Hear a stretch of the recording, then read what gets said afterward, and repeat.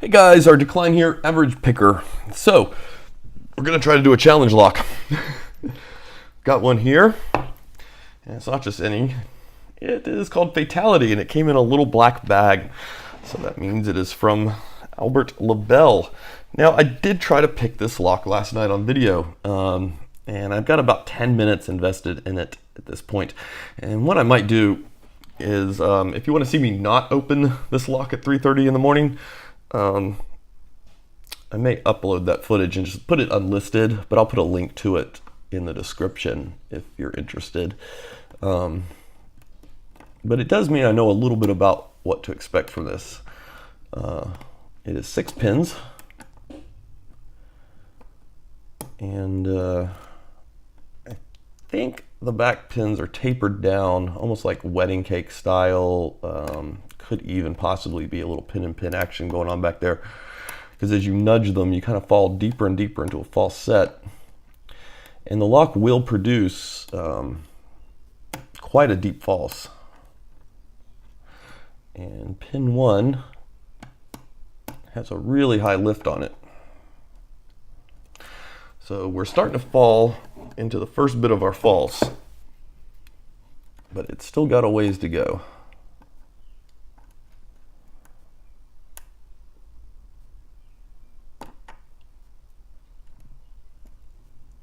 And that's kind of where we left it off last night. I did a couple resets. I just could not get it. You can see we've tripped into a little bit deeper. Just could not pull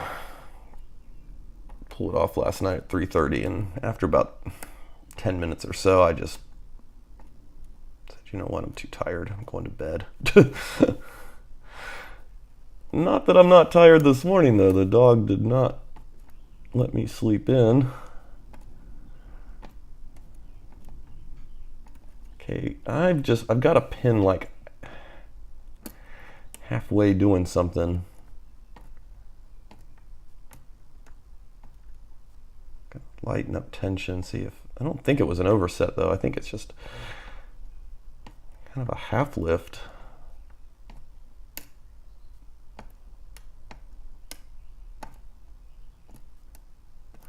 Lock is feeling very dead right now. Oh, okay, so I tripped one. There we go. One just needed to be. Does one have anything more to give? No.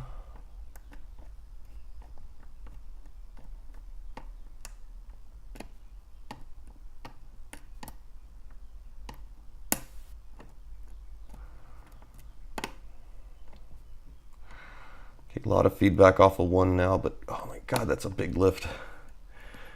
And it took us out of our false. Now we're back into it. And we're pretty much into our deep false at this point. So I would say we're pretty much the point that I was at last night.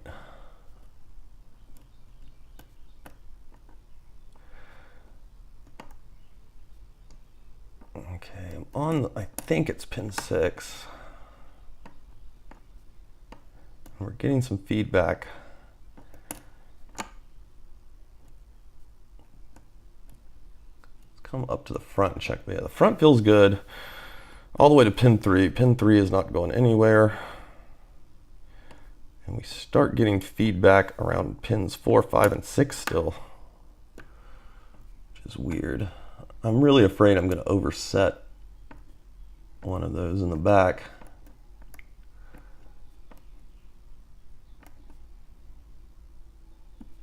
Okay, this is either going to be it or it's not. Oh, damn. Yeah. That was 5.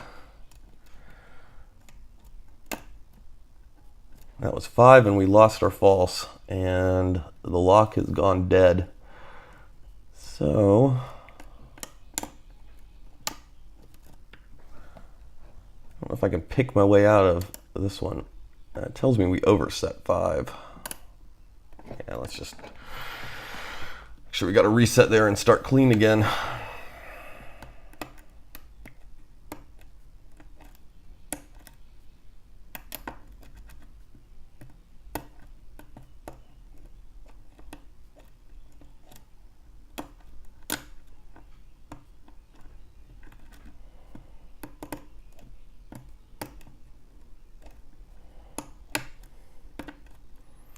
Takes very light tension on this lock because however those pins are setting, it's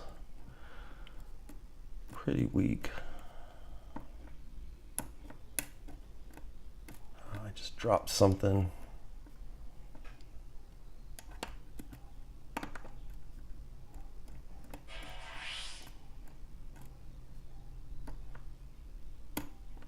Okay, that was 2. Kind of dab at 1 and it just drops us a little bit more into a false. Back of the lock is feeling pretty good now.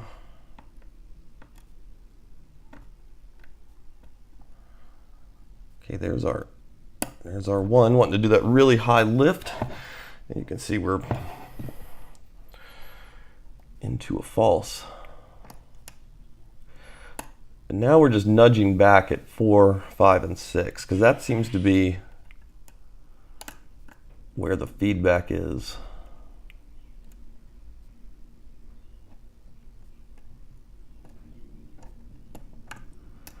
I think it feels like just the tip of something is holding this thing on.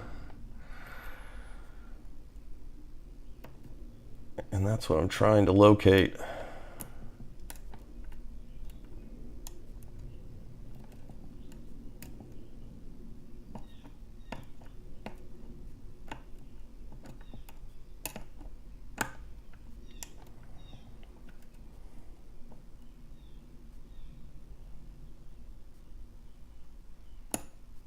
There we go, we're in.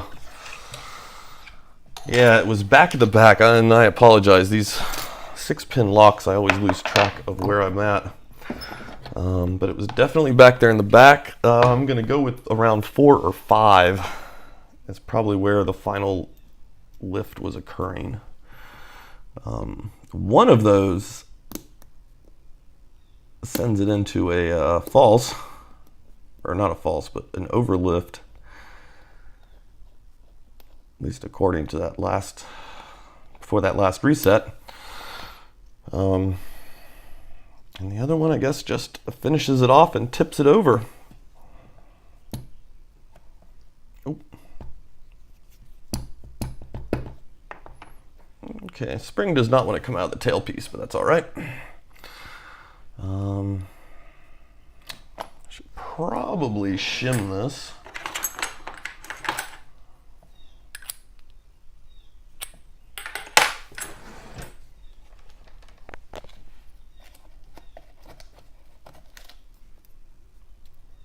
Just to be on the safe side. What is that? Oh.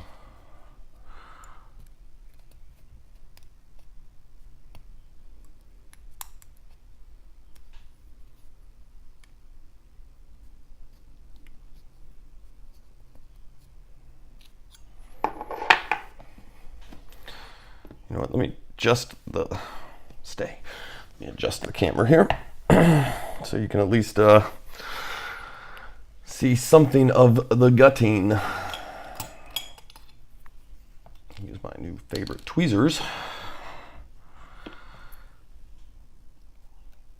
6, serrated. 5 is a standard. 4 has a spool element. 4, I think, is the one if you get it overlifted. And 5 is the one that we finished on. Kind of a serrated, a standard, and 1 is a very tiny standard. And let's see what we got going on here. Looks like we've got some undercutting occurring in chambers 1 and 5, but nothing else really going on. Okay, let's pull the shim.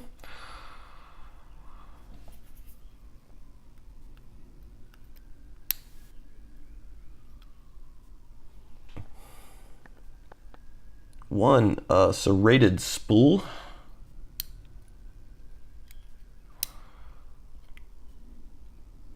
Ooh.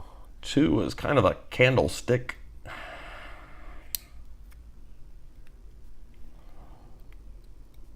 3 is another one they're sort of like barrel pins. They're a little more pronounced. I tend to sometimes call them candlesticks, just depending on how pronounced they get. 4 is a spool.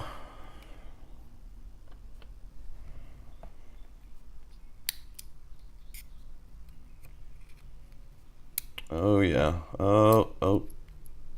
Okay. That's why I like these tweezers. They let you grab these pin and pins. It's a pin and pin with a little wafer set above it. And 6. I'm expecting something not quite what I was expecting. It was 6. I thought 6 was going to taper a little bit more, and instead it's just kind of serrated. Looks like we've got all steel springs, except the one in the front.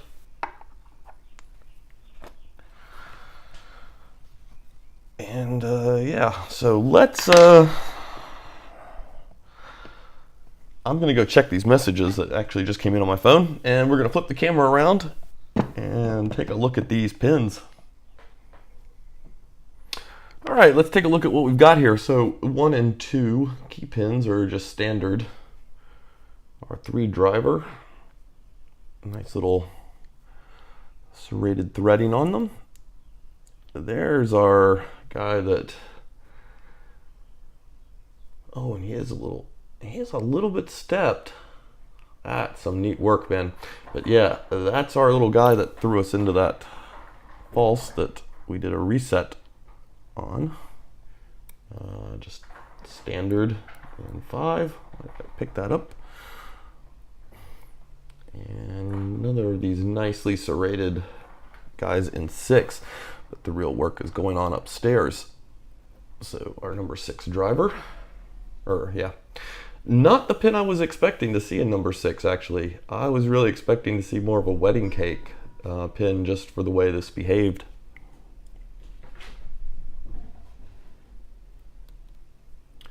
No surprise at all with 5, though. I got a nice little pin and pin work there.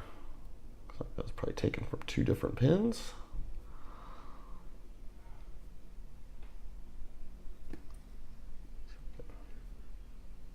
Oh.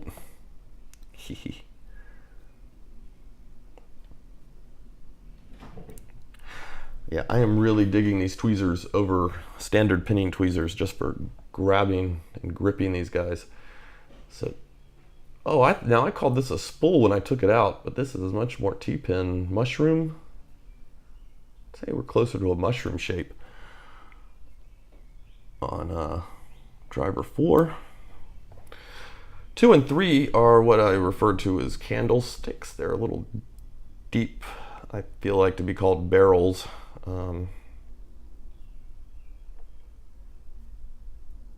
But I really like these types of pins. Everything that kind of falls into that category where it's got a spool with like a lump in the middle of it, I'm a fan of. They're some of my favorite pins to work with. And there's our number 1, which allows for a bit of a deep false.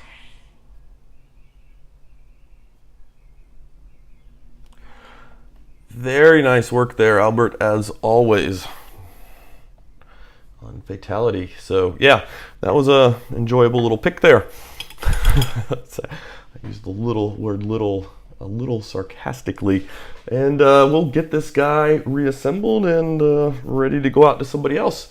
And I think I said in the last video, but it was a very unexciting video, and I said it towards the end. If anybody wants to do some lock exchange on some challenge locks, let me know.